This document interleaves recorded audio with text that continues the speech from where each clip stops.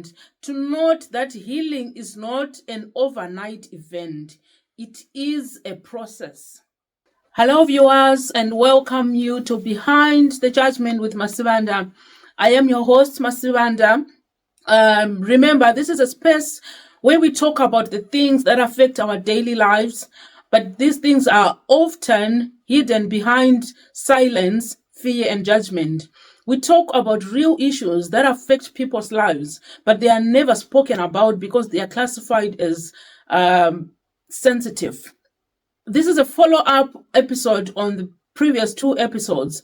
So the first one was understanding toxic parenting, and then we spoke about effects of toxic parenting. So today we are going to talk about healing from family trauma, which emanates from toxic parenting. So yes, you can heal from family trauma if you give yourself time to work on issues that caused the trauma. However, it is important to note that healing is not an overnight event. It is a process.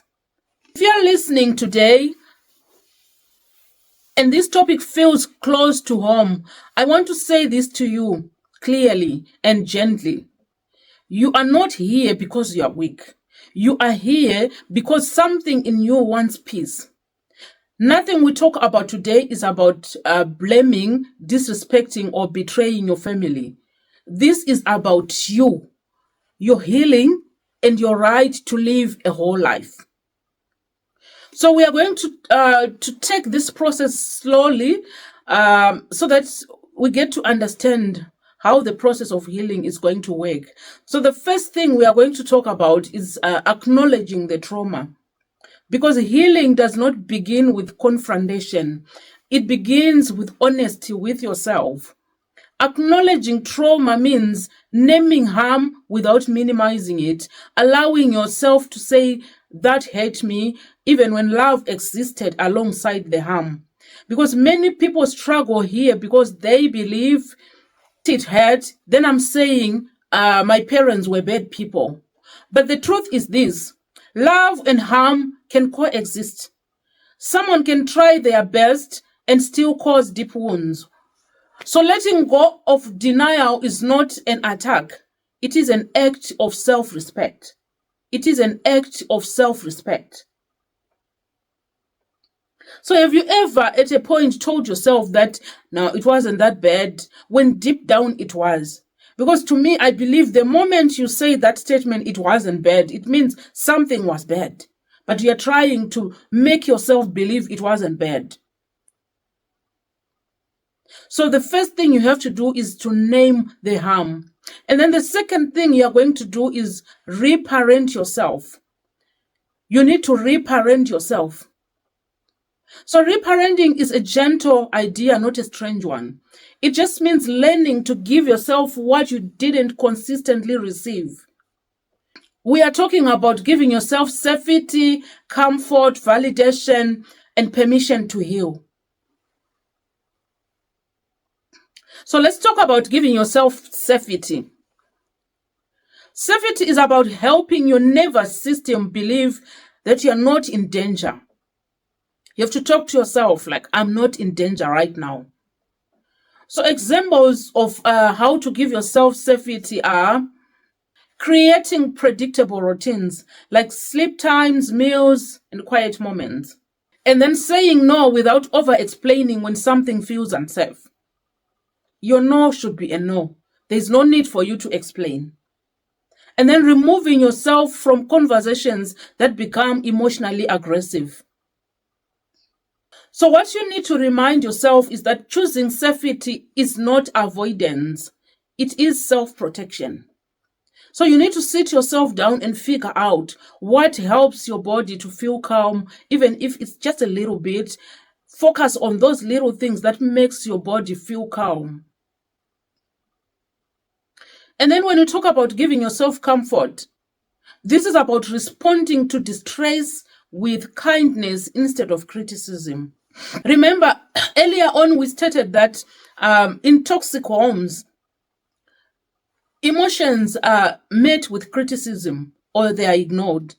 So we are saying, as you reparent yourself, give yourself room for comfort. Respond to stressful situations with kindness. Be kind to yourself. For example, you may need to let yourself cry without rushing to fix the feeling.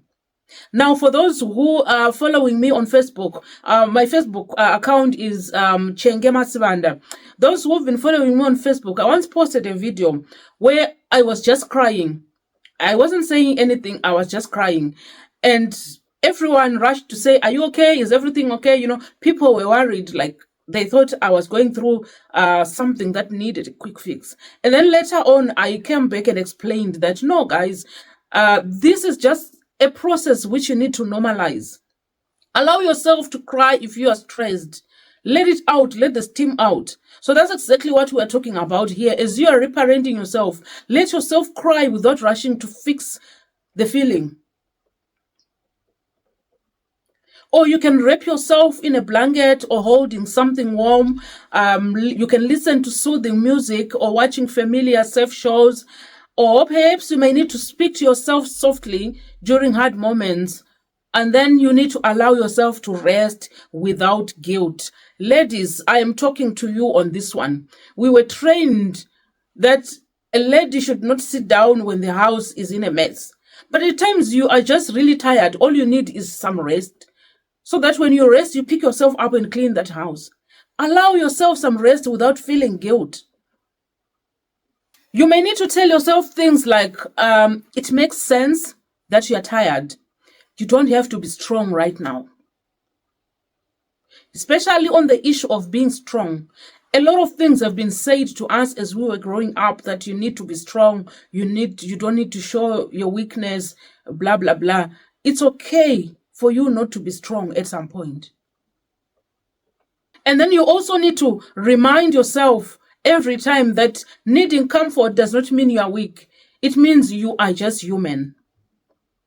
Okay, so let's move on. Number 3, we are still on reparenting yourself. As you reparent yourself, you need to give yourself validation.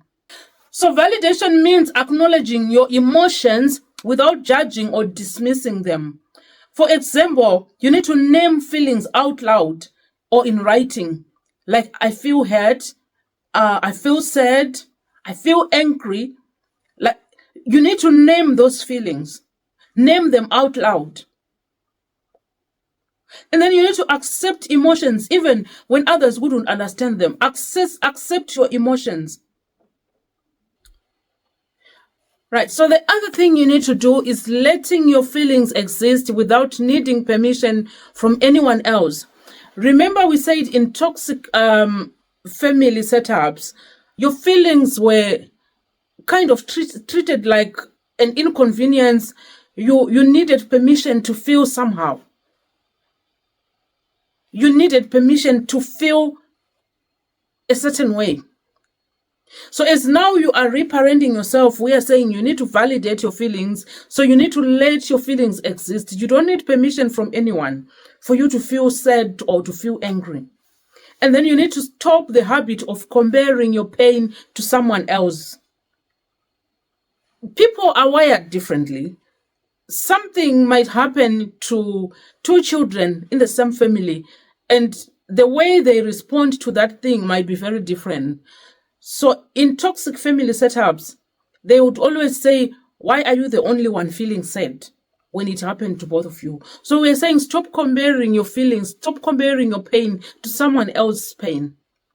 It's okay for you to feel angry about a certain situation, whereas your sibling isn't feeling angry about it. So you might want to tell yourself things like, your feelings are real. You don't need evidence to feel the way you do.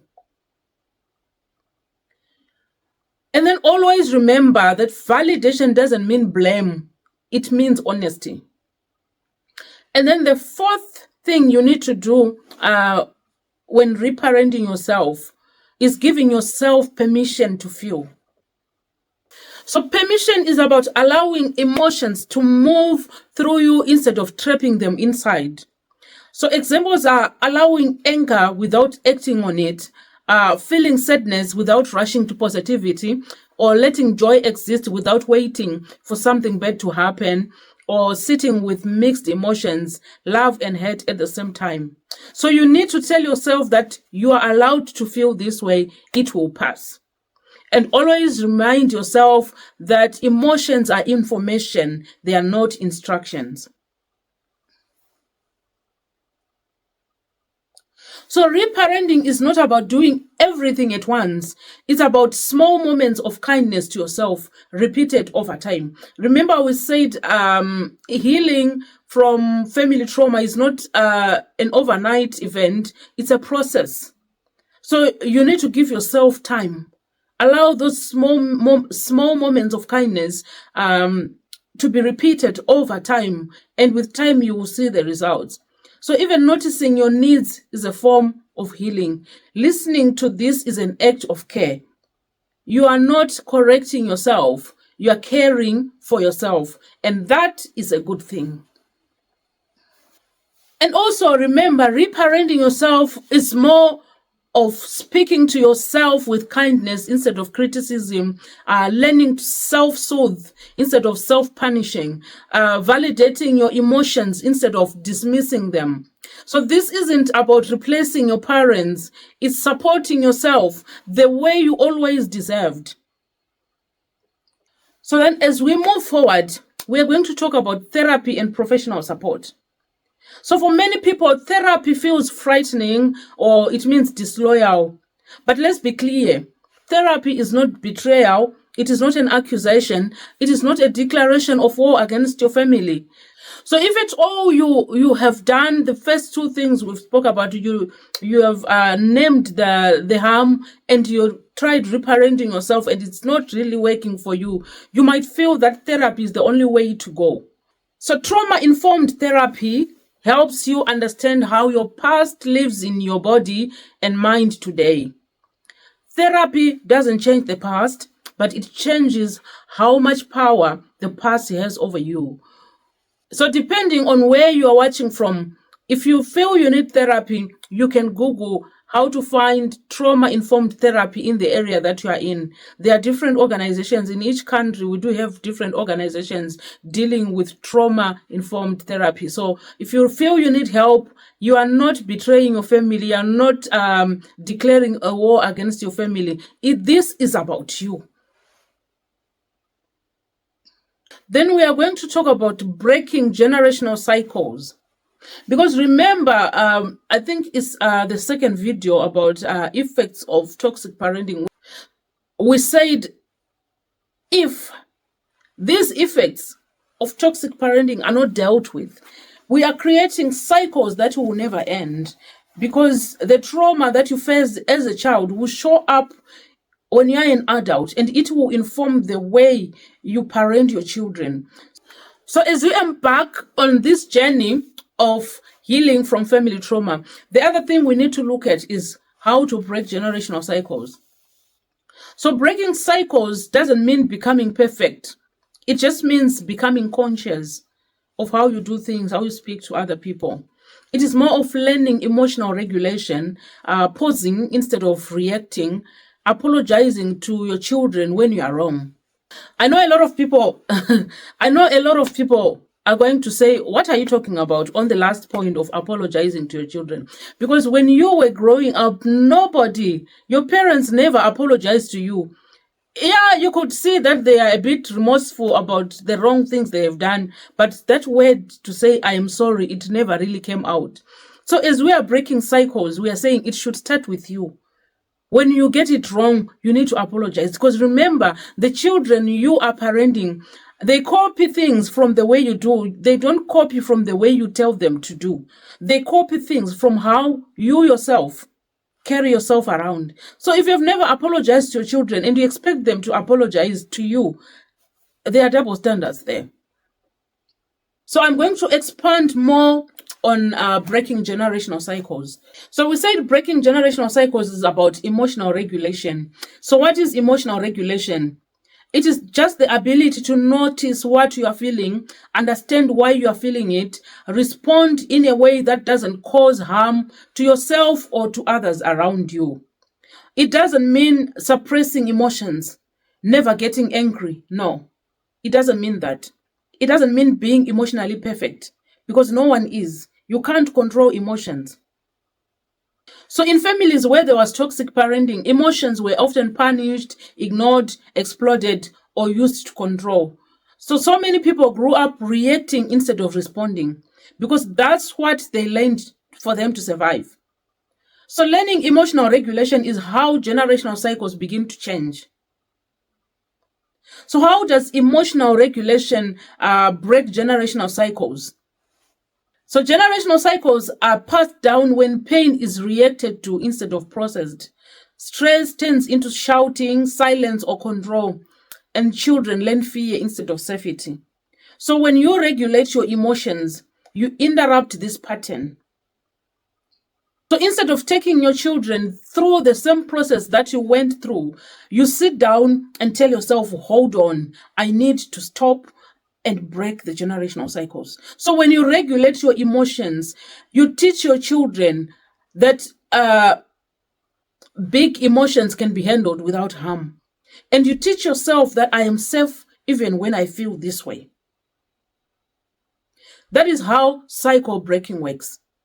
So examples of emotional regulation in real life, we talk about pausing instead of exploding. So in the old pattern, feeling triggered, shouting, threatening, or shutting down. But in the new pattern, you present a regulated response where if you feel that anger is rising, you take a breath and you say to yourself, I need a moment before I respond. So this pause protects everyone involved. It protects you, it protects your family, and it protects everyone around you. So the cycle is broken because children learn that anger doesn't equal danger. And then another example of how emotional regulation breaks cycles, we are talking about naming the emotion instead of acting it out. So in the old pattern, anger turns into insults, fear turns into control, sadness turns into withdrawal. But in the new pattern, the regulated response will say, I feel overwhelmed and frustrated. That's naming the emotion. And then maybe journaling or speaking the emotion out loud. And then you let the emotion exist without acting on it. So what causes the person to act out is because they don't want to name the emotion. They don't want to say it out loud, to admit that they feel angry. So the cycle is then broken because emotions are expressed, not weaponized. If you check on my Facebook profile, I've got a series of posts where I was explaining teaching children emotional intelligence. So these are some of the things I was talking about, that you need to teach your children that naming out, like saying it out, that I am angry, it doesn't bring punishment. So they should feel free to say it out, that Mom, I feel angry right now. And if they need space, we give them space, instead of teaching children to suppress those emotions. Because believe you me, even if you go from January to December and your child never says to you, Mom or Dad, I feel angry, it doesn't mean that they were never angry in those 12 months. So feelings, emotions, they are just natural. They just come natural. But the problem comes when we try to suppress them and when we punish people for those emotions and for those feelings instead of supporting them to go through the emotions. So we are saying, as you are breaking the cycle, explain to your children and also to yourself that it's okay to feel angry. It's okay to feel sad, not to act it out, because that's where the violence comes into play, domestic violence and everything. It comes into play because you don't want to admit that you are angry. You don't want people to know that you are angry. Rather, you decide to act it out. So number 3, example of how emotional regulation breaks cycles is separating past from present. So in the old pattern, you were reacting to your child or your partner as if they are your parent, as if they are the ones who hurt you. Remember, you had childhood trauma. So you're now reacting to your child or to your partner today as if they are your parent. But then as you break the cycles, you bring in a regulated response, which is asking yourself, is this about now or then? Then if you realize it's about now, you ground yourself in the present moment and you respond to what's actually happening. So the cycle will be broken because old wounds will stop dictating current relationships. And then number 4 example is when you apologize after losing control. So regulation doesn't mean you never mess up. But then in the old pattern, you never for one day accepted that you were wrong. But in the regulated response, things will look like you saying, I raised my voice, that wasn't okay, I'm sorry, or I'm sorry I overreacted. And then you explain without justifying, and then you reassure safety. So the cycle is broken because children will learn accountability instead of fear. And then another example is setting boundaries without aggression. So in the old pattern, there was silence, resentment, and explosion.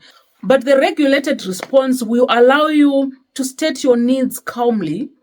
It allows you to say no without being hostile, or it allows you to leave situations before emotional overload. So the cycle is broken because boundaries become normal and not acts of rebellion.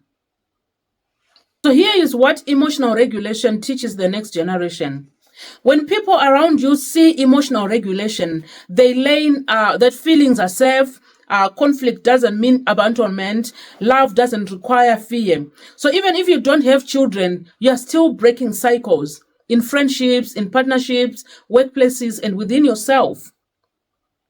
So here is a gentle reminder. Learning emotional regulation is not undoing your upbringing. It just allows you to heal from it. So if this doesn't come naturally to you, that is not a failure. It's evidence you were never taught. And the fact that you are learning now, it means that's how cycles are going to end. So you admit that many parents were never apologized to, so they don't know how powerful it is. And they don't even know how to apologize. So breaking the cycle is not about proving anything. It's about choosing awareness over autopilot. As we move forward with the healing process, let's talk about redefining family. Remember, we said we are not talking about abandoning your biological family, abandoning your parents. No, we are not talking about that. But we are saying family doesn't only mean biology. So you can choose to be around people who will help you to heal. So chosen family can be friends, mentors, and communities where you feel safe. And then you need healthy support systems that are built on respect, consistency, and emotional safety. Remember, we didn't say you should disown your family. You still belong to the Sivanda family, like myself. You still belong to that family, and you're still part and parcel of that family. But we are saying, as we embark on this journey of healing, you need to surround yourself with people that will help you achieve your goal. And if your biological family doesn't fit in that definition, it's okay to look for other people, to surround yourself with other people that share the same vision as you. So you are not abandoning anyone by choosing healthier connections. So as we're about to finish this episode, let us talk about the signs to show that you are healing. Because healing is not always loud, is not always looking like happiness. But it often looks like reduced guilt, stronger boundaries, less explaining, and more clarity, feeling tired but lighter. So healing is choosing yourself without any drama. And if you're here listening, that's already a sign. So if today stirred something in you, please know there is no rush. Healing is not disloyal. It is not selfishness. It is not a wrongdoing. It is an act of courage done quietly behind the judgment. Well, thank you so much for joining me on today's episode of Behind the Judgment. If no one has ever told you, you are allowed to heal. This is me, your host, Masibanda, signing out. Thank you.